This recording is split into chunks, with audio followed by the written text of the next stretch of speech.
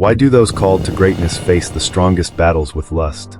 Why is it that those chosen for a higher purpose often find themselves locked in the deepest struggles with lust? It's a battle no one talks about, yet it's destroying destinies in silence. If you've ever felt trapped by this war, know this: you are not alone. And more importantly, there's a reason why this fight is so intense. From the beginning of time, the enemy has used lust as a weapon, not just to tempt but to dismantle those with a divine calling. Why?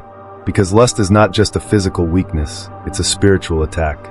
The enemy knows that if he can corrupt a person's purity, he can weaken their power, distort their purpose, and delay their destiny.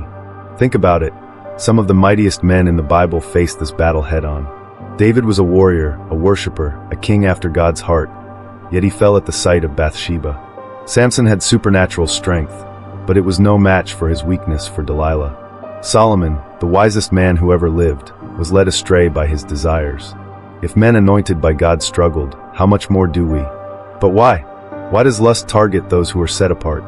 Let's uncover the shocking truth. 1. The greater the calling, the greater the temptation. The enemy doesn't waste his time on those who aren't a threat. If you're called to something great, you'll be tested in greater ways. Lust isn't just a random temptation.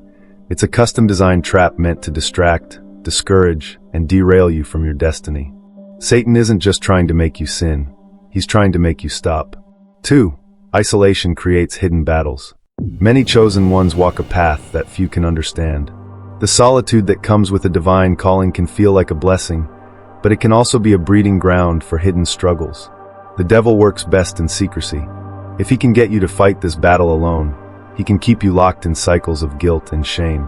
3. Lust feeds on wounds left unhealed. The enemy always attacks where you are most vulnerable.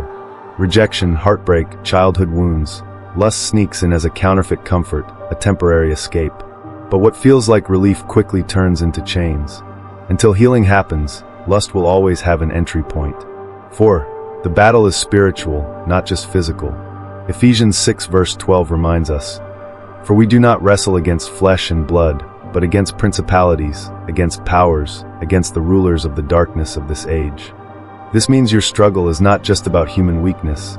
It's about an unseen war being fought over your soul. 5.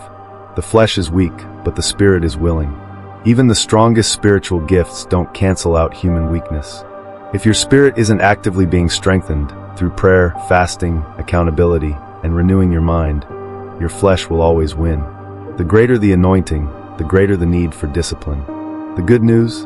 You can win this battle. Lust may be strong, but God's power is greater. The enemy's goal is to keep you bound, but the truth is, you are not powerless. The chains can break. The cycle can end. Your destiny is still intact. The question is, will you fight or will you fall? If this message spoke to you, type "God, give me strength" in the comments. Let's stand together and claim victory over this battle.